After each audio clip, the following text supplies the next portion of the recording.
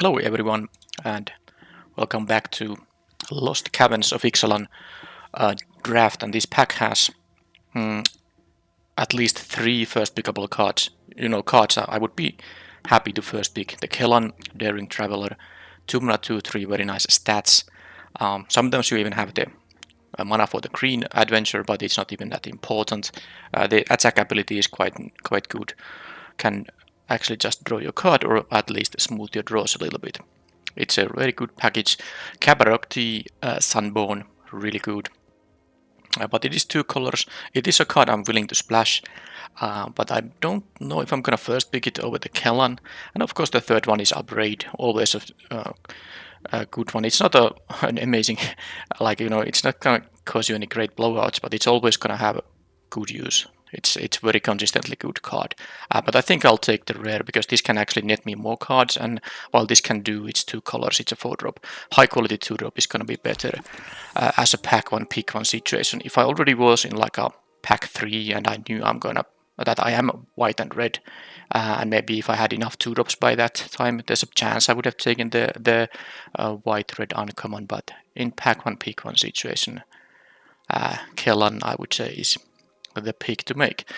Alright, here we have a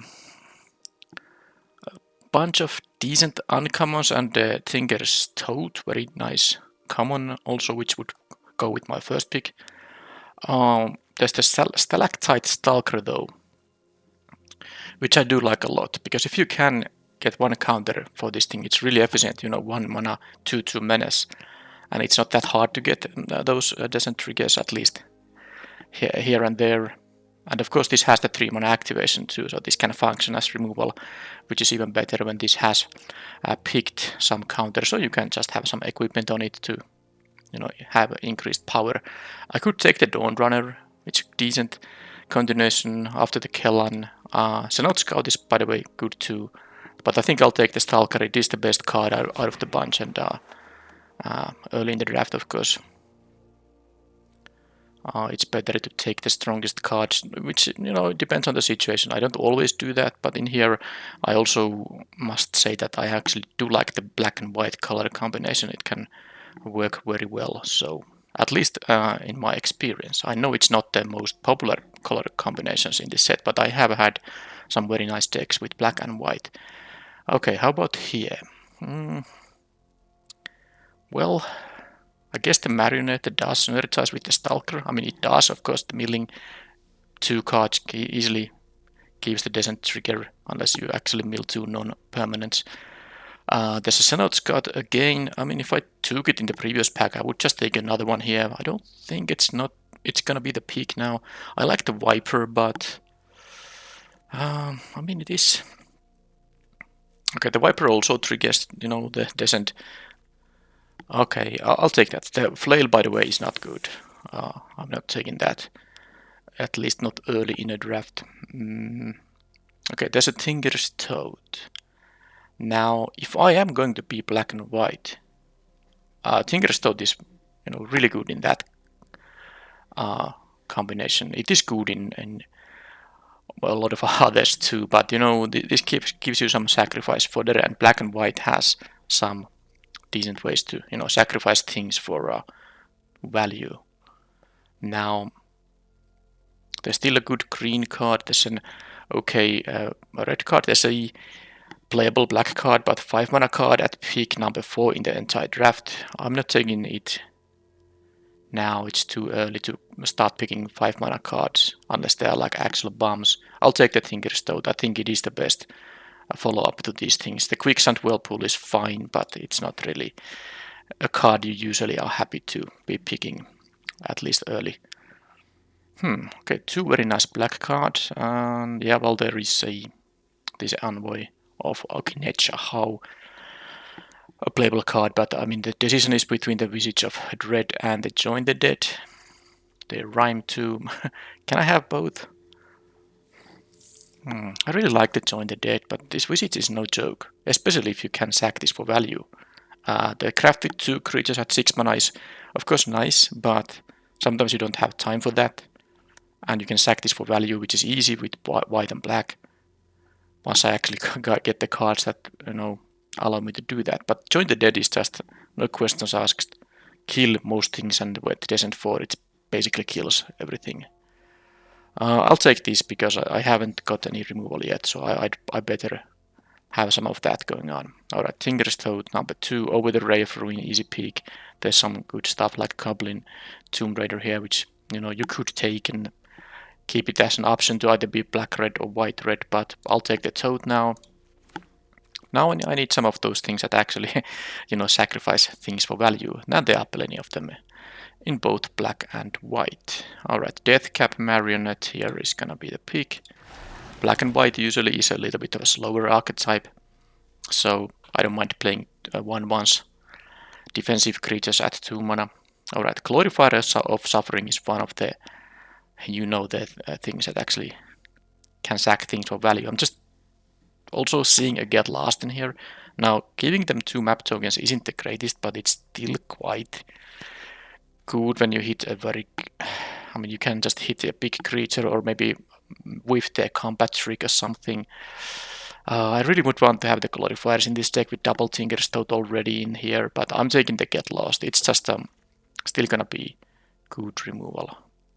Alright, here none of this is particularly interesting. I like the Grasping Shadows in like green decks and other decks that are more likely to have creatures with a lot of power, because then the lifelink matters more. In white-black, that might not be the case. If you attack with like a 2 or 1 power creature, it still gets you to the land transformation, but it's not so impactful. But I'm taking it, of course, here because the other options weren't really that good. And here, decent cards, but not from my color. So, what is the most likely card I'm gonna play if I have to abandon this particular combination? Guess I take the Idol. Could take the Pirate's Hat. Well, I'll take the Idol. Got the Flail back. Well, I can use it as a sideboard card or something. I don't think I care about the Runaway Boulder that much. Well, now I can take the Whirlpool. I still need some 2-drops. I have only 2 creatures at 2 mana, but this is like a not very good, and the Whirlpool is still, it still works as removal. Alright, something I'm not gonna use. Leap is fine card, especially as a sideboard option. Alright, I think this is an easy pick. Clay-Fired Bricks is really the kind of card black and white is especially interested in. Gets you value, well, in the sense that you get the land, so you get the card back immediately, and then you can either wait until you can craft this thing, or just sack it for value. I know I haven't got anything that sacks creatures, but the black and white should give me those. Anyway, this is an easy pick. It's the best card, at least for my colors. Of course, the Braided Net can be very good in blue decks, and there's the Malamet Battle Cliff, which is fine, but yep. Let's keep playing white and black. Alright, it's a bit of an unexciting pack for me, but there is a Glorifier of Suffering, which I'm taking now. I have a bunch of 3s here, but I can afford to take another 3-drop, especially if it synergizes with my deck, and this thing does. The Ixalan Landmark would work. I have 3 artifacts now, a couple of Tinker's Toads. They are easy things to use for crafting, but I think the Glorifier of Suffering is the better choice. I know there's the blue-black land, but I don't know if I'm gonna need the splash or have mana to actually activate this creature part. I'll take the Glorifier. The Guardian of the Great Door is also very good with the Tinker's Toad, but I think this is the more important card to have here. Okay, Zodiac Cliff. Oh man. It always hurts to pass that. It is the best uncommon in the set, I would say, unless I'm forgetting something obvious, amazing. But this should be the best uncommon in the set. Well, I have a pretty even mix of white and black cards. If I'm going to take this, I have to abandon either some nice white cards or some nice black cards. And yes, a splashing is an option, especially if I for some reason took the blue-black land in the previous pack. I could consider taking this. as a splash card. But this is also more efficient when you can actually reliably cast it on turn turn 3. I mean, I'll take the Cosmium Blast now because I have some clumsy removal here, but black and white doesn't mind being like taking a little more controlling role. So I will take the Cosmium Blast, which is a card I usually don't play. I mean, I'm not that eager to pick it so early. I could have taken the Otekran Landmark there, but I don't necessarily need it right now. Anyway, here I'm taking a 2-drop. It's going to be the Sunscribe or the Snail. I would take the Snail if I had more ways to sack things. Now I only have the Glorifier of Suffering, so I think I'll take the Sunscribe. 2 mana 2/2 to, trade with some actual creatures. The 1/1 usually doesn't trade with creatures that easily. Yeah, that's fine. Okay, Dusk Rose Reliquary. Now that's another way to sack stuff, and there's the Fanatical Offering. There's also Visage of Dread and the Minus Guidewing. I would be happy to take all these 4 cards in here. But yeah, I'm taking the Reliquary here. I think I start to have some, decent fodder. A couple of Tinker's Toads and the Clayfied Bricks offer me some good fodder to sacrifice. And I might get, those 2 mana artifacts that draw a card when they enter and when they leave or go to graveyard. Okay, anyway, I'll just take the Reliquary here. I wouldn't mind having the Visage of Dread, but man, I have passed 2 of them. Anyway, it's not so bad when I keep getting these, still decent cards here. Another Clayfied Bricks. I'm gonna pick it easily. Now I do have a low creature count, but remember Tinker's Toads do bring creatures, so that's kind of like 8 creatures now. I'm not too worried about that yet. I will find some creatures. And Primordial Nover. Okay, I know the Acolyte of Aklazots is a way to sacrifice a thing, and maybe if I had like 2 of those, what's the Drought, the Mephitic Drought things, it's a 2 mana artifact that draws you cards. You want to sack that. Maybe if I had those, I would consider taking this, but I think the Nover is just better here. I don't have anything that's expensive, and I have a 3 mana place here already. I don't need a 3-drop here. Okay, so here I got either the Family Reunion as a sideboard option or the Runaway Boulder as a sideboard option. Don't think I have a decent amount of removal, so I don't expect to be sideboarding this in, but I don't really know when I'm gonna play this one either. But I suppose I can take it. All right. I don't think a 3 mana 2/4 is really what I want to have here. Do I want to play another Nover? I think I have enough removal and a couple of land fetching, so getting to 5 mana could be easy. I'm taking this now. It is a 2-for-1, not the most reliable. I mean, not the most, sometimes point is 5 mana 5/2 isn't that great of a stat line, but I mean, if this dies, you will get some value out of it. Alright, I'll take the Landmark now. And another Landmark Envoy. Don't think I need to have that many landmarks. I'll take the Envoy here. Straight up creature is also, welcome here because I don't have a lot of creatures here. I take the black card. I will play this in decks that have a lot of ways to sack stuff. Now I don't yet, so it will be cut for now. But let's see what pack 3 brings us. Okay, some cards that don't, go to my deck thanks to the colors being different. Okay, I think I'll take the Ghost Stalker over the Aklazots. I have a couple of Tinker's Toads. I might have, sacrifice for the creatures to consider playing that, but I think it's more likely to be like a sideboard card, but let's keep it in the main deck for now. And do I get something good here? Well, yes I do. Well, the red is very good, but not for me. Yeah, the options are the Minus Guidewing, the Deadweight. I mean, there are other options, but these are the 2 cards I'm deciding between. Now, as good as the Deadweight is, there's a lot of aggressive decks that you can just slow down with -2/-2 auras that cost only 1 mana. But I think my creature count is such a low one that I should take the Guidewing here. I'm taking the Guidewing. But you could take also the Deadweight. But also I have a bunch of removal here already, so I don't necessarily need more removal. Alright, there's a Corpses of the Lost. I think that's a no-brainer. You get basically a 3 mana 3/2 hasty guy, which is like an okay playable normally. But of course you can just, if you descend, you can bring this back to your hand and then replay it. And that's good. You can get multiple cards out of it. By the way, I don't have anything for my one Soul Cold Viper really, anything exciting to bring back. Maybe like the Nova or the Ghost Stalker, but I don't know. It's possible I won't even be playing this in the main deck. Anyhow, Copies of the Lost is going to be the easy pick here. And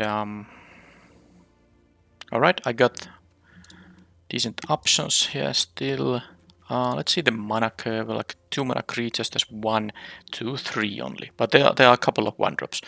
I mean the Guidewing and the Stalker here, but I don't know if I'm going to play the Freebooter. This is already 24 cards. I have some easy cards, but I know still I'm deciding between just having the Iron Paw Aspirant and the Guidewing.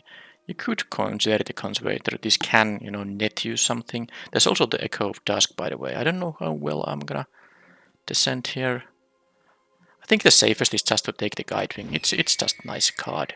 It has low stats, but the Flying, the Vigilance, the Explorer Trigger, that's all pretty nice. And yeah, it does actually seem I don't get any, great black and white sacrifice stuff going on. I just haven't got a lot of those cards. Oh well. Here I have a choice between some 3 mana things and the 5 mana things. Third Gnover or the first Archaeologist. I think with this amount of artifacts I might consider playing this, but I don't care about the Phantom. Another chance is not very good. I have a pretty low creature count here. This is a very unexciting pack. I'll take the Archaeologist. Maybe, I will see how many 5-drops I'm gonna main deck here, but that was an annoying pack. Alright, here I think I will take the Deadweight. It's my first Deadweight. It can be important in some matchups. I wouldn't mind having the Mycoid here, or the land, especially. I like to have some caves. I don't have anything yet, but I think Deadweight is just still probably worth running. There are so many aggressive decks. You really like to have Deadweight against those. Alright, I'll take it. Necromage, Guidewing number 3. Another land that's not black and white. Well, obviously because there are no black and white rare duels in this set. They were in the previous one. Alright, Necromage, Guidewing.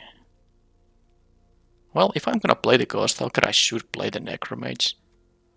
I don't know if I need a third Guidewing. I don't have even equipment to enhance their power, so I'll take the 3-drop now. Another Marionette. I might have to take it just for mana curve reasons. I wouldn't mind having the Mycoid. I have no 4 mana creatures at all.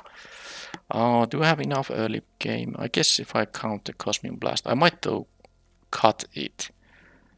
I still don't think I need the Marionette. I'll take the Mycoid just to have a 4-drop creature, allowing me to maybe curve out nicely. Okay, now there is the Mephitic Droid, but I have the Reliquary thing. I have the the Glorifier here. I don't think there's anything else that sacrifices artifacts.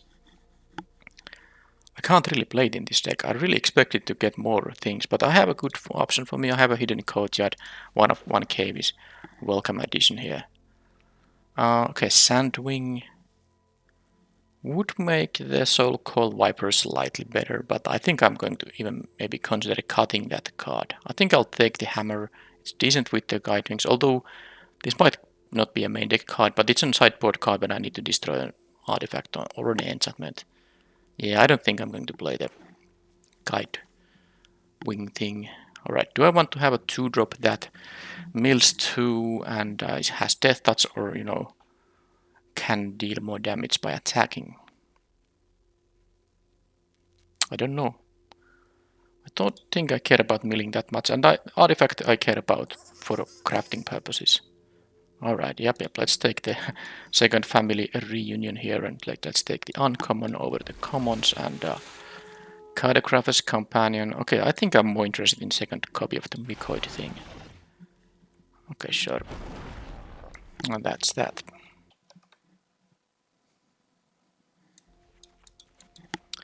Okay, many cuts to be made. I will start with Not playing the Ghost Stalker in the main deck, because some decks that I will be facing will also have easy job sacrificing things, but I could see this actually working in this deck. Double Tinkerstoad, the Necromage, and a couple of these Mycoids, which can spawn those, sacrificable creatures. Doesn't seem too bad, because of course you don't want to play these cards so that it's, your... Well, I guess if it's your only creature, then you basically sack these and they have to sack too, but there's no guarantee that the two creatures they're gonna sack is worth using 6 mana for. And you definitely don't want this to be your second creature on the battlefield, because you have to sack this and the one you had already. So the ideal case is that you have two other things you don't mind sacrificing, at least that they are much worse than what the opponent is forced to sacrifice. And if I leave this in my main deck, I don't know how impactful sacrifices the opponent's creatures will be. But I can bring this in against decks that I can assume that whatever they have around is gonna be annoying for them to sacrifice. Some creatures that have an impact on the battlefield. So that's an easy cut because I have so many cuts to make here. Looking at my mana curve, I actually think I will play all these 5 drops. This can be a 3 mana spell unless I could even consider cutting it. But I will play these 5 drops in here. Now the question is, am I going to play Grasping Shadows? I have, it's good with the Necromage, it's good with the 5 and 4 power creatures, especially. Because in the end, it will draw you 3 cards in a very, in a game that takes many turns to complete. But I usually do prefer this card. I have a couple of Blood Rage Mycoids too. Yeah, I prefer when I can attack and gain at least 3 life, so that I can afford to attack with only one creature and work towards flipping this land before I actually die. Let's say the opponent attacks in the air that I can't block. I attack with only one creature, getting 2 life. That might not be enough. So I don't know if I want to play this card. I will absolutely will cut the freebooter here, and I will be cutting the Deconstruction Hammer from the main deck. Get Lost, Cosmic Blast. I mean, if I'm gonna aim for the kind of a late game, the worse the Get Lost becomes, because they will get value from the map tokens. Now I did pick this over an actual good card. Maybe it was I think it was the Glorified of Suffering that I first saw. I took the Get Lost over it. It's still an instant.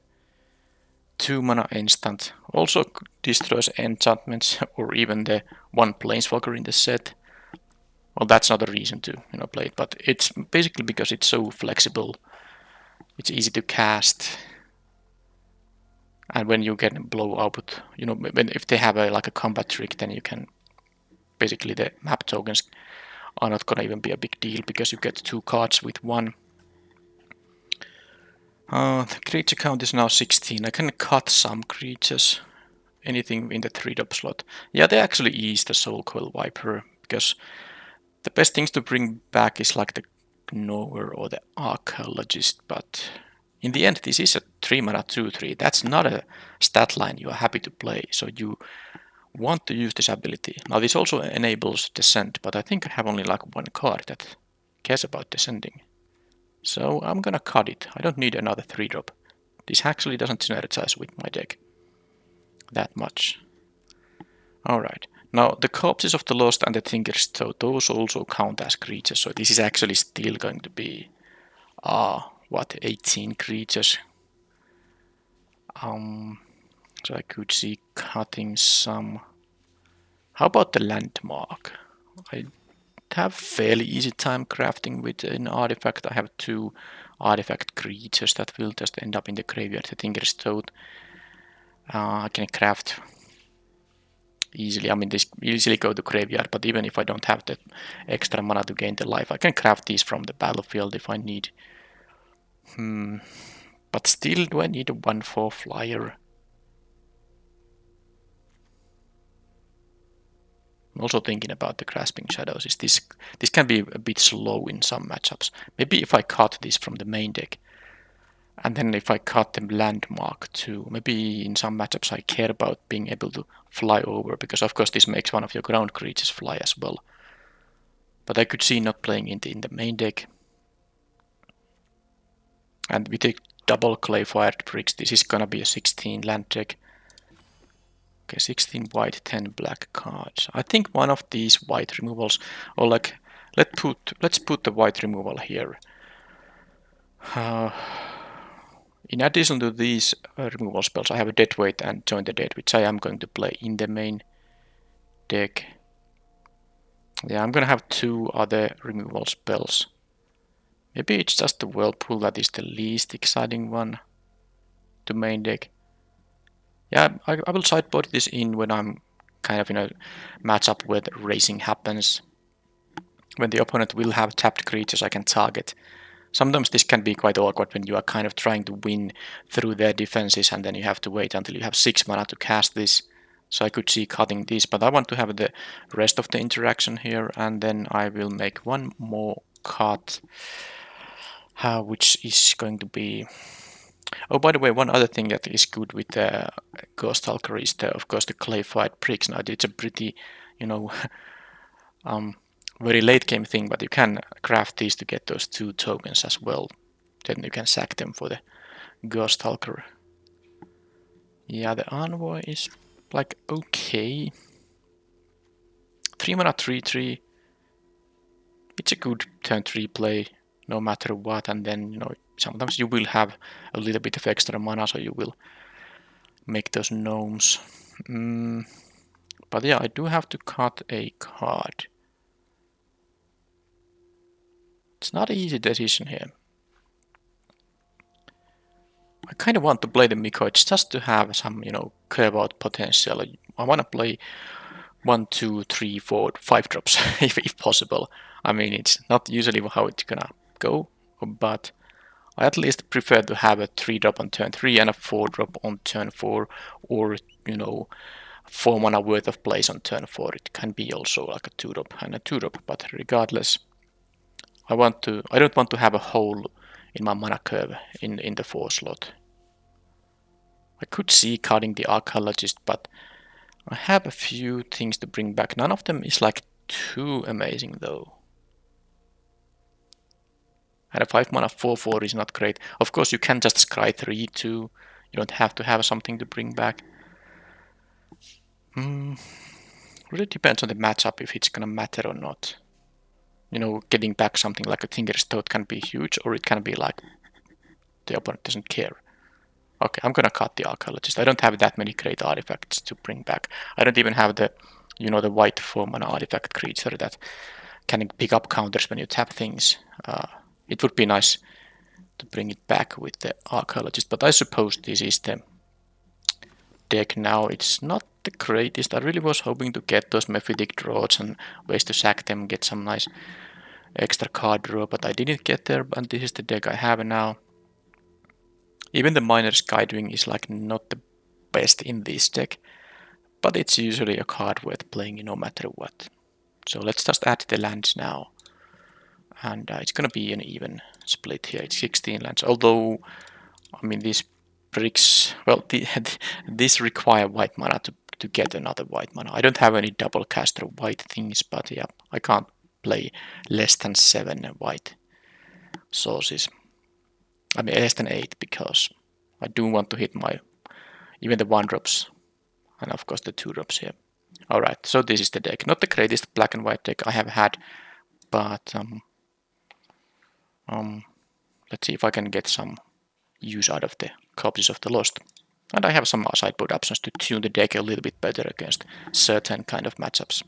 But yeah, this is the main deck.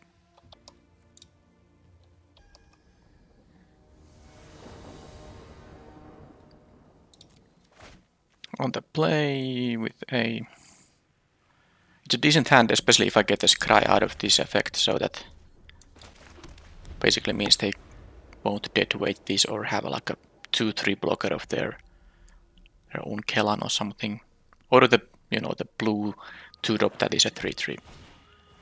Stalker. Okay, well, I have a dead weight for that, but let's hope to also have the Cosmic Blast for that. But let's hope to get an attack in. I want to scry into land draws if I don't, you know, draw them naturally. And I have also 2 clay-fired bricks, so I have what, 14 lands and the 2 clay-fired bricks to draw. That's 16. That's actually exactly 50% of the deck allows me to have lands. So I hope to get there.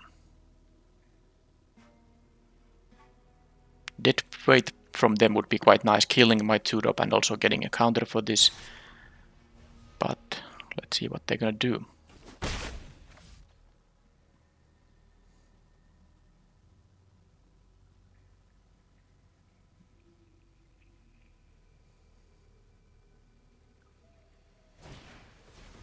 Waterlogged Hulk. Okay, they're gonna mill to... Oh, they did not mill. Wow. Look at this. This could have actually just given them a decent trigger for this thing, but they chose not to do that. That's really odd. Anyway, I got my scry here. Didn't draw a land, but I will be drawing a land. That's good. So how am I gonna play this turn? I wanna play the Stalker before playing the Deadweight, because the Deadweight does, you know, trigger my Descent if it kills a thing immediately. So let's just do this, not use the Cosmic Blast right now. But I think the opponent made a mistake. They should have milled with the Hulk on their turn, because that would have... Well, let's see if this is permanent or non-permanent. I mean, are they gonna mill at all? You probably should mill with a Waterlogged Hulk, because that's kind of the point, to get to Descent 8, but no, they didn't mill with it at all. It doesn't cost mana or anything. They also want to build an island so they can craft this into a vehicle at some point. Oh well, I don't mind if they kind of make it easier for me. Now they have a 3 mana up for the Stalker. Okay, that's actually an instant, so that's no Descent trigger for them. So as long as they have 3 mana open, they can actually kill my Stalker, so I can't use the dead weight if they pass their turn with mana open, or I can, but that would be a really foolish thing to do. But they played this thing, okay. So, let's see. Of course I can just kill the Phantom too, which might be a better idea. The problem though is that when this keeps getting counters, I mean, it's gonna become a little awkward. So maybe I should just... although I have the Cosmic Blast, they might be... I mean, this is not a 2-2 now, so if they attack with this and I use the Cosmic Blast while it's a 1 power creature, they can't even in response kill anything, because this will pick up a counter. Alright, so I'm gonna do this Deadweight here right now, and this allows me to attack with both, because the other one has menace and they are not gonna jump block this thing. I'm gonna take the planes because I have the Mycoid and the Nova here waiting.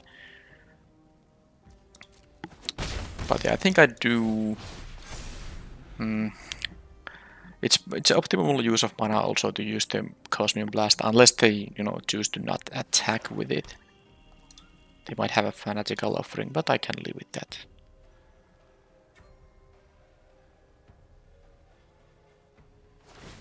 Okay, milling a... Now it's a permanent, so now it's going to pick up a counter. So now I'm gonna use the Cosmic Blast on that thing. Okay, they actually... no such luck. Well, I mean, I'll let them do their thing. I'm gonna attack into that guy, get one more scry here. And get lost. I mean, I don't need if I need it. I don't think I need it. I kinda don't want to give them any treasures. I mean map tokens. I'm not having... I have the Cosmic Blast, I have some bigger creatures to maybe... Yeah, I hope I'm not gonna regret this, but I'd rather draw a fresh card than that. Now let's see what they choose to do. I mean, trading with the Sunscribe is no big deal. Again, Fortitude before... Okay, now I can do, actually, I can use my own Stalker here to just kill it. And they lose the Fortitude as well. Because if I let that thing resolve, they will be blocking the Sunscribe and getting that guy back. Now I could play the Mycoid here, and then, you know, I will get the 1/1 token, which would be nice for the Glorified of Suffering, but I think it's worth maybe getting the 2 for 1 here. I'm not in any kind of a rush here, so let's do this. 2 for 1 right now. They did it in a smart way because, you know, if they first block and then use the Fortitude, then of course my Cosmic Blast would have been a great play, but now I couldn't use it because it wasn't a blocking creature yet. Now they're getting -2/-2 on the thing, and I don't think there's one black mana that cannot, in this set, do anything, I don't think. They do have a priority because they have the Puzzle Door activation, so I guess they're just wondering what's going on. Well, I used the same ability they have on their creature, so I don't think it's a big surprise there. Unless they like thought that I mean, this is not a tap ability. You can use this as long as you have 3 mana available. I don't know why they are, you know, waiting. I'm gonna pause the recording.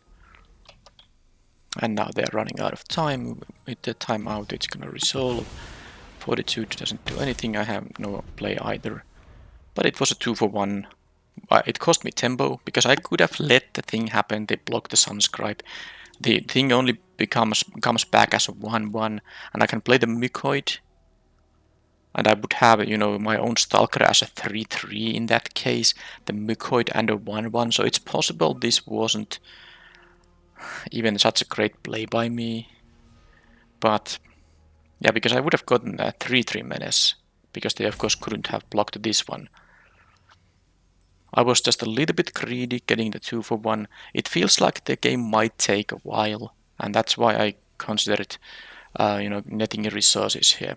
Also, the opponent is just, you know, they are somewhere, and what's gonna happen if they concede this game due to timeout? It's a best of 3 match. They will concede the entire match. It won't be going to game 2. So maybe they actually disconnected or something. But I think the next timeout is gonna cause them to auto concede the entire match, which of course makes for a very unexciting game to be uploaded to YouTube. But I don't really have the luxury to, you know, pick my videos to upload. I don't have enough time to, you know, like get like a reserve of videos and then pick the best ones to upload. I just have to upload everything I record. So sometimes this will happen and there's nothing I can do, but there will be 2 more matches, of course, in this event. But I will pause the recording for now. And now I think they will be conceding. Yep, and that's the match. Let's go to match 2 then.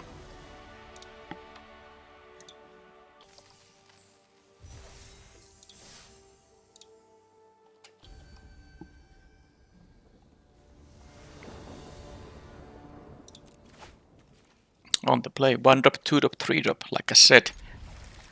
This is the best thing, especially on the play. Mana works. Very nice.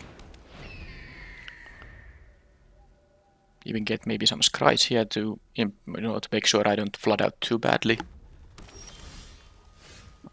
Might as well play the creature first. I don't think there's anything for 1 mana that they're gonna use to kill the Guidewing, but better to have a creature to target with the triggered ability. Okay, what is this? I mean, I don't get it. They played a mountain. I guess they didn't have a play at all.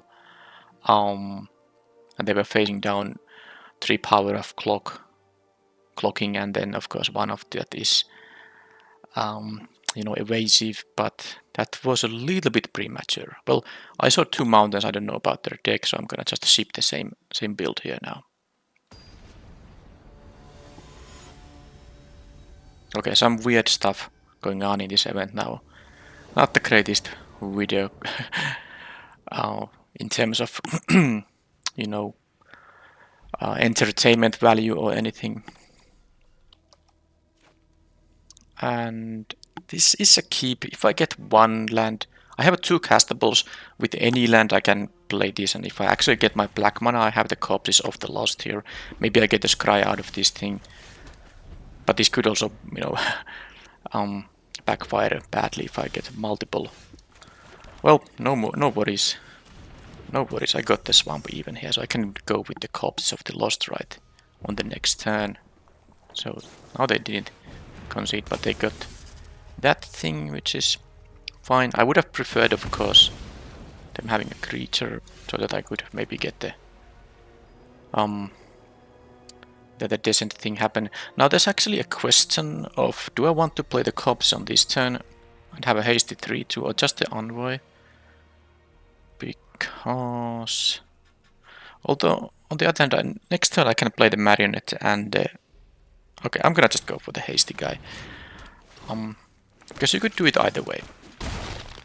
But because next turn there's a chance that I want to use the Cosmic Blast, that allows me to play the marionette, which can even trigger the descent here, so that's quite nice. Okay, Tomb Raider is a 2-2. They're gonna attack it most likely. Or maybe they wanna trade. I mean, they can trade with the 3-2 any day. Okay, so now that that's happened, I will simply attack for 3 and just play the envoy. I know I could do this and return this to my hand, but I'm not really excited about using the Cosmic Blast on their turn. So I'll just do this, and on the next turn I'll probably play the swamp. And I mean, yeah, I will play the swamp, but I mean the Primordial Nover is a good play. Anyhow, this 3-3 actually holds the ground here. Oh, if they're gonna attack, they are not in a position to equip and attack. They can equip and block, but I don't mind any trades happening. If they actually block the envoy, that would mean that I get to trigger the descent that way. And if they block the token, I don't mind about them blocking the token at all. Let's play the land just in case I want to use the envoy's ability. I won't be doing that, but the opponent doesn't know it. So, okay, they actually equipped and did not attack. That can be scary, but that can also be way too risky from the opponent. I'm gonna play my 5-2 thing here. And how are they gonna win this race while I'm at 18 and they have, what, 3 mana, maybe at most 4 if they have a land drop? There's no mass removal effect for these colors. Okay, they can have a trample death touch combination and they get another blowgun. Okay. I mean, I sometimes play a blowgun in my deck, but I never play 2. So, yeah. They can't attack, they are facing lethal damage. And I'm almost able to win here. Now I have the Cosmic Blast, which will just take care of this guy. So I can attack into it. Oh, this is lethal if they don't block the Nover. Well, then it's even better for me. They have to block the Nover. I don't have to use the blast. There's no reason for me to save the Nover or anything, is there? No, I'm gonna even return this thing. So I will have a 3-power hasty guy on the next turn. Yeah. I mean, 2 matches where really nothing that amazing happened. Except that I got to showcase how good it is to curve out. Well, everyone knows that. I don't know. It's best of 3 sometimes. You get less experienced players against you. It seems like the blowgun at 2 copies was an indication of the opponent not necessarily being an experienced drafter. Well, let's go to the final match.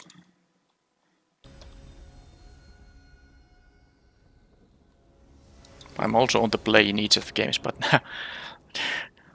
I'm not keeping this. I was about to say that in each of the games I have had decent hands.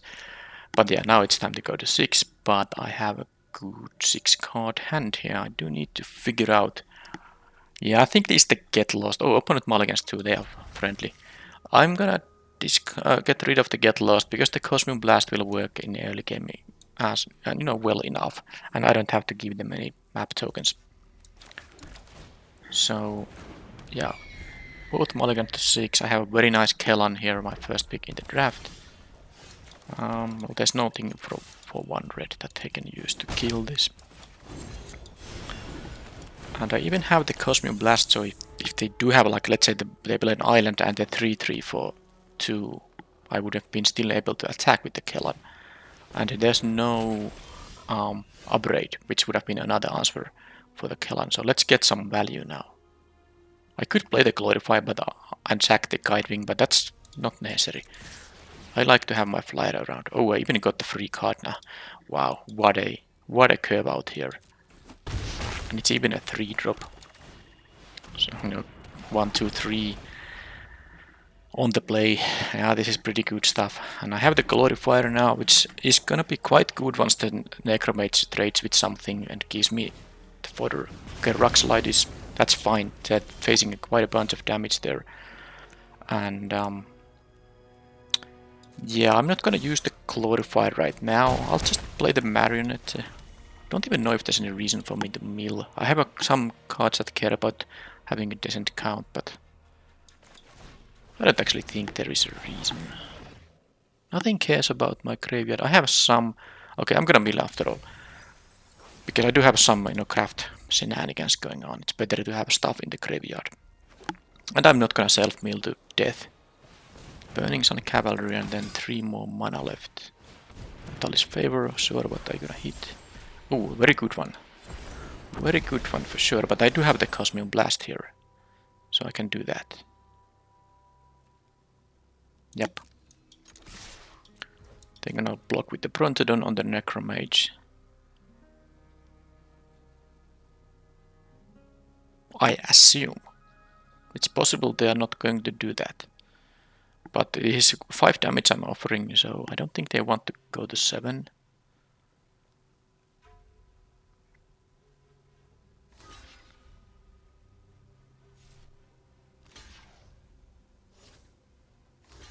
Okay, I like that a lot more. Wow. Actually, I forgot it's gonna... sorry, I forgot it's gonna become a 4-4. It doesn't matter, I'm still gonna do this. Yeah, so that was the better block by them. I totally forgot that it is an Axel Burning Sun Cavalry. In the end, my attack would have been the same, so I didn't get punished, but I forgot it's gonna be effectively a 4-4. Just play the land. I have nothing. I have no reason to keep a land in my hand. I'm not facing black. I suppose they could play a black discard effect, but it's unlikely to be the case. So I still have my Guidewing to apply pressure, and I can attack with my Marionette into anything. And they have a Lattice here, discarding a card to draw 2. No dinos in the grave yet. But now my Necromage doesn't have a good attack. Yeah, them hitting the Brontodon with the favor was quite important. Well, my Necromage can block the guide here, so that's fine. Sunscribe. Yeah, there's just no way this Glorifier is a good play. I'd much rather use the 1/1s.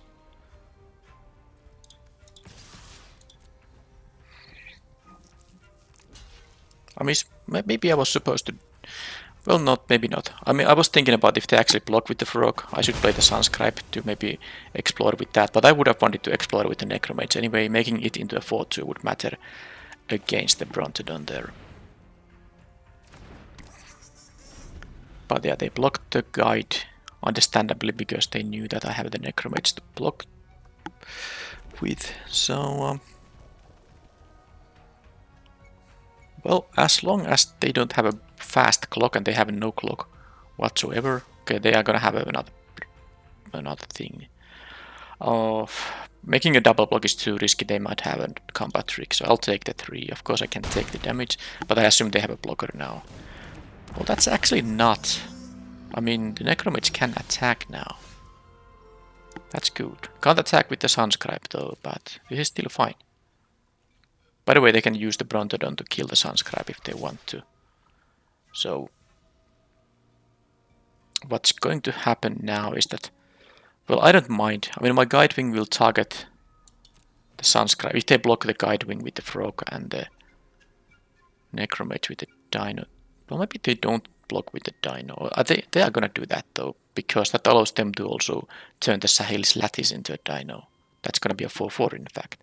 But yeah, what they can do is that if they block the Guidewing and the Necromage dies, the only target for the Guidewing's ability will be the Sunscribe, and then they can use it Brontodon to, you know, kill it in response. I miss out on the Explorer, but then again that means my Sunscribe trades with the Brontodon. Okay, this was fine. So they lost their only reach thing, and now I can just I wonder... They still have the Brontodon for the Sunscribe, so it doesn't make much sense to give the Sunscribe any counter, so I suppose I'm going to give a counter to the Glorifier itself, so it can actually block the... Get the Flyer, of course, enhanced, and then the Glorifier gets a counter. And I have these to crack on the next turn if I hit another land. And even if I hit a spell, I might want to use the 6 mana for this Discover 4 rather than play a less impactful thing. Anyway, if they don't find an answer for the Guidewing, I'm gonna win the race, unless they have like a huge thing coming up. Okay, they have nothing for now. Tinker's Toad. Right, if I attack with the Glorifier, they will block with the Dino Automaton. And that gives them, you know, use for the Sahelis Lattice, so it doesn't make any sense. I'm winning this race. They have no attacks at all. And I'm gonna crack the Courtyard. The Tinker's Toad isn't gonna be doing much right now. That's a 4-turn clock in the air. And the Tinker's Toad will also, you know, widen my board. Of course, at some point I can just attack with everything because I have more creatures than they have blockers. But for now, this is the better play for sure. Another Sunscribe.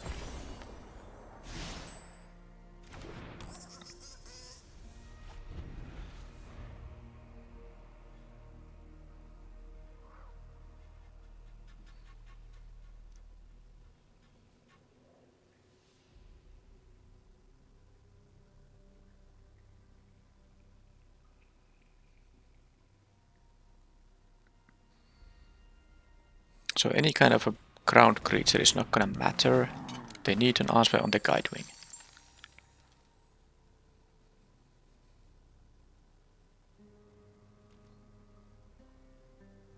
And they don't have good attacks, so this might just be a slow death in the air. Now I don't know if the last card in their hand is going to be a you know, a land or a castable spell. Because of course I will have like an option to go for a lethal attack. I'm gonna play the Plains just in case I want to crack the Toad.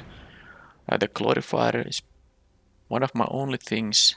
There's also the Dusk Rose Reliquary. I think that's the second and the only remaining thing in my deck that cares about sacrificing stuff, but I still prefer to have the Toad sacrifice up. Them knowing that I have nothing in my hand is probably going to not matter because they are not in a position to play around things anyway. But of course now, if the cards in their hand don't matter, I have an attack here with everything. So let's see if they actually had 2 lands in their hand, or like a combat trick and a land. I can attack. This is gonna make them go to 2. They have 3 blockers in here and they take 3 extra, so that would be lethal. Maybe I would have gone for it. Depends on what I have drawn. Now this is a red-green deck. So I could see playing the 6/6 because it's, you know, I don't mind. I mean, they are not going to have that easy things to sacrifice. Everything will be relevant. And also a 6/6 is quite good to have against the red and green deck, which can have some big creatures. And I have some ways to create sacrifice fodder. So I'm going to play the Ghost Stalker here. And then maybe the Whirlpool, although yeah, it's good when they start attacking. Exiling some of this stuff for 3 mana can be quite nice. This thing has Vigilance though. But this is easy to block because it's only up to 2 toughness usually. And, well, I already have to make a cut of some kind. I wonder if there's anything else I want to sideboard in. I mean, the most likely card to sideboard would be the Whirlpool. And the Flyer did a lot of work, so I'm kind of interested in the Levitator. Then again, they have the Brontodon to deal with stuff. So maybe I just have to find a cut so that I can play the Ghost Stalker. What is the least, impactful card? I do like to get lost a little bit, but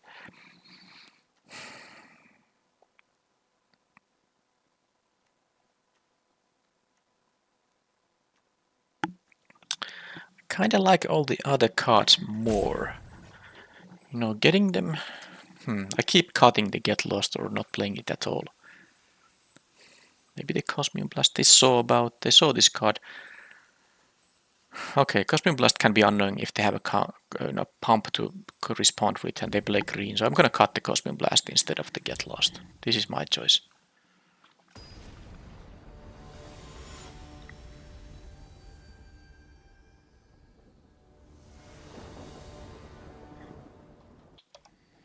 And I see my clay-fired bricks right now. I have a dead to wait if they have like a frog that I want to deal with immediately. Oh, that's a nice 3-drop. This is a really good curve out. I don't even necessarily need the Sunscribe. Alright, so now that's a decision I have to make now. I would like to just play a 2-mana creature, but this is actually going to... The best target in their deck will most likely be the frog, and it's possible they don't even have a mountain, so I'm going to play it slowly. I know I'm gonna miss out on the Descentry guess, but I want to kill their turn 2 frog. It's just going to... I mean, they could play with 4-drop on the next turn, and I could be in a little bit of a trouble there. And they don't have a mountain, so that was their only red source even. Now let's just play this thing and start hasting up here.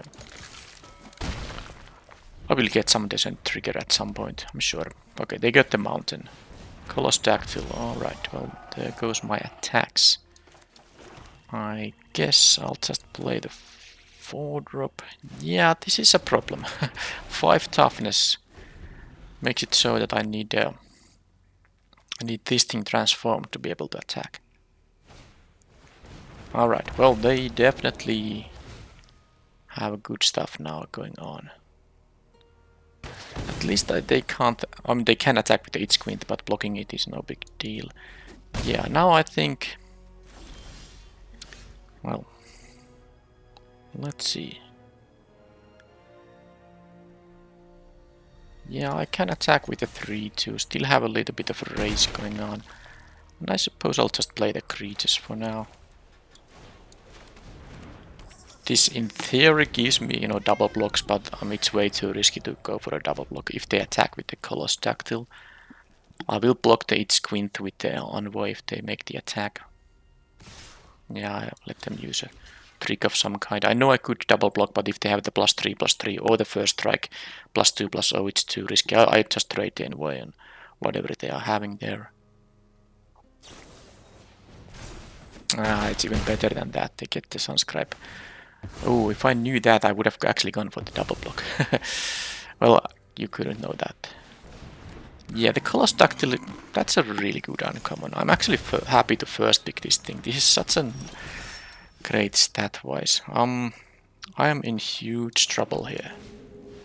Yes, I can on the next turn craft the clay-fired bricks, but I might be just dead in the meanwhile, because they, you know, not only... They basically played 3 spells on the previous turn, and one of them was a 2-for-1. So that was... They killed 2 of my things, and added 2 more of their things. So that was insane. Yeah, I'm not winning this game. They're gonna make it so that I will block here and I will take a lot of damage, and then on the next turn there's no victory against these things, so let's just move on. Alright, yeah, I wonder how the game would have gone, because it would have been a little bit different if I double blocked when they had the Dread Moss Ire, because I had a 2-2 and a 3-3. That would have allowed me to... This still would have died. And actually my creatures... One of them would have survived. Unless they had another trick in their hand. But that could have been enough. Anyhow, let's now play the Quicksand Whirlpool. The Cosmium Blast isn't good enough for the Coloss Dactyl, but the exiling thing is. How about the Acrobatic Leap? If they have burn-based removal, well, they don't, but they do have a Dread Moss Ire.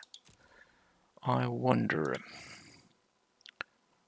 if I want to have that. But the problem here is that I need to find some cuts, and that's for the, for the one card I already sideboarded in the to the this whirlpool here. So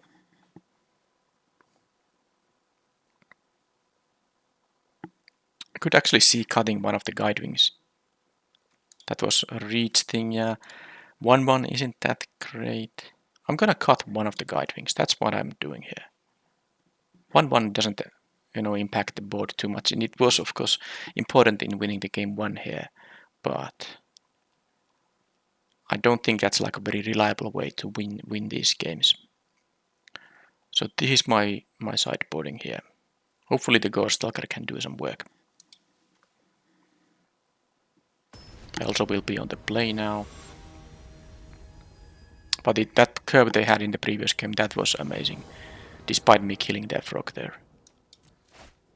Yeah, I have the white sauce here, so this is a nice hand here. I can consider sacrificing the bricks for the glorifier, but we'll see. Envoy will be played, of course, first. Unless I get another play I want to make. Okay, they keep hitting their turn 2 frogs. It's not great, especially if they have the 4-5 trampler now immediately. I will need to find some of my removal if that is the case.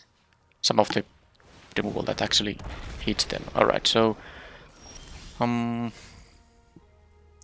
this says exactly when this thing then that you may sacrifice another. Yeah, I mean if they sacrifice their Prontodon in response, that's totally fine for me.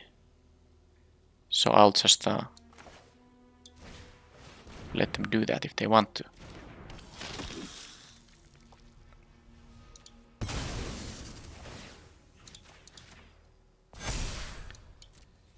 But it's good to get the counters there because the 3-4 would have just blocked my attacks entirely.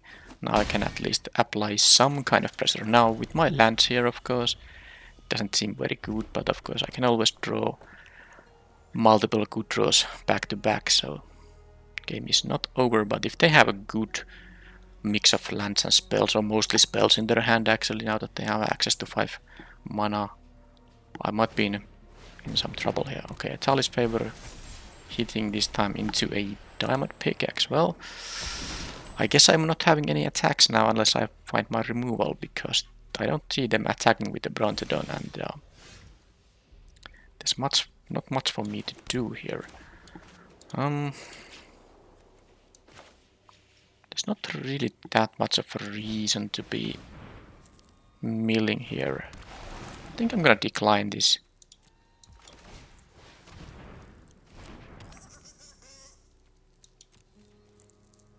I also could have just made a 1-1 for myself, but I hope I find my sideboarded Abyssal Ghost Stalker now.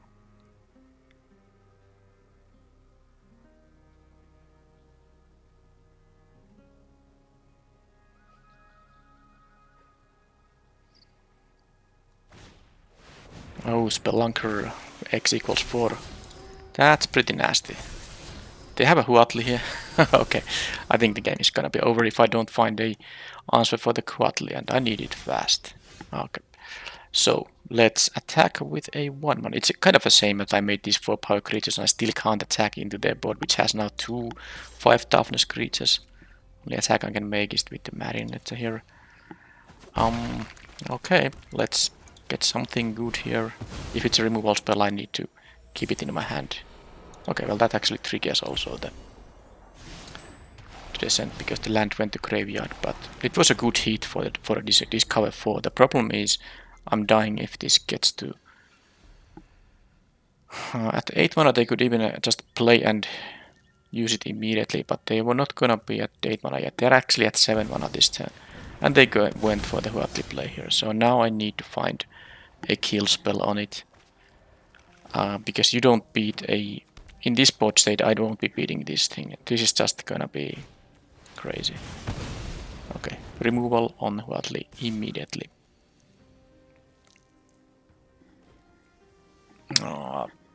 Double blocking isn't even that interesting here. I would lose 2 creatures. I mean, not if I block... No, that's actually not the case. This is fine. I won't lose more than 1 here. And that is not a removal for Huatli. I lose the game now. That's just how it goes. It's a shame. It's a shame because it would have been at least, there would have been some game left here if this wasn't a particularly amazing bomb mythic here. Because this bot state is actually kind of stalled here now. And anything could have happened, but you know, when this thing starts to do its stuff. I don't have a way to kill an enchantment either. Oh, well, actually I do have the Get Lost, don't I? Alright, well, let's see if I can... Let's see if I can, you know, discover into that thing.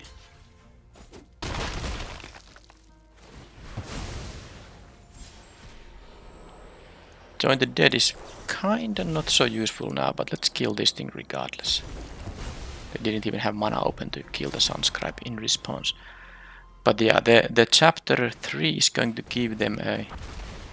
Okay, they're gonna kill the Glorifier, I believe. Chapter 3 is going to give them a Search a Dino, and then of course the chapter 4 for Trample and Double Strike for all the dinos. Which they will have at least these guys, and of course whatever they're gonna search. So if I now get Lost, I get rid of this. They will get 2 map tokens, but I think that still gives me like some way to potentially win. Okay, they have that on the Death Toucher. Okay, game is over. I mean, I guess the Get Lost. Well, no, it doesn't even matter because I have all lands here. If I draw the Get Lost on the next turn, they will have the dino that they will get, and I know they have at least a 4 or 5 reach Trample left in the deck. I can't beat these creatures with my creatures with all the lands, regardless of what I'm gonna draw on the next game. But yeah, their deck was pretty darn good. I got 2 free wins in this event, and then this last match at least was sadly a loss, but anyway, that was a game of Magic at least, although, or let's say 3 games of Magic, but the final game of course was decided by the Huatli there, but I had some live draws there that could have maybe given me a chance, but a little bit of flooded there, and that was it. That side of the deck wasn't like very good. What I want from my black and white decks is to have the Mephitic Draughts and ways to sack them. I actually only got the, you know, the Glorifier and the Reliquary were the only ones that allowed me to sacrifice stuff, and that really, you know, hurt my chances there. So maybe... Well, no, I think I still had some good individual cards in here, like the Copies of the Lost, the Clayfired Bricks, of course the Kellan, the Efficient 1-drop here, because I was thinking, well, I was supposed to kind of change my colors during the draft. I saw some good stuff from the other colors going, but I would have had to abandon some actual good stuff. Then again, my deck has like double Nova, double Mucoids. They're not great things. They are here mostly because of the mana curve reasons. To have something that is a little bit more expensive. But well, at least I got the 2 wins kind of for free, so I didn't lose that much gems in this draft. So that's that. And not all the decks are amazing. This video is a good showcase for that.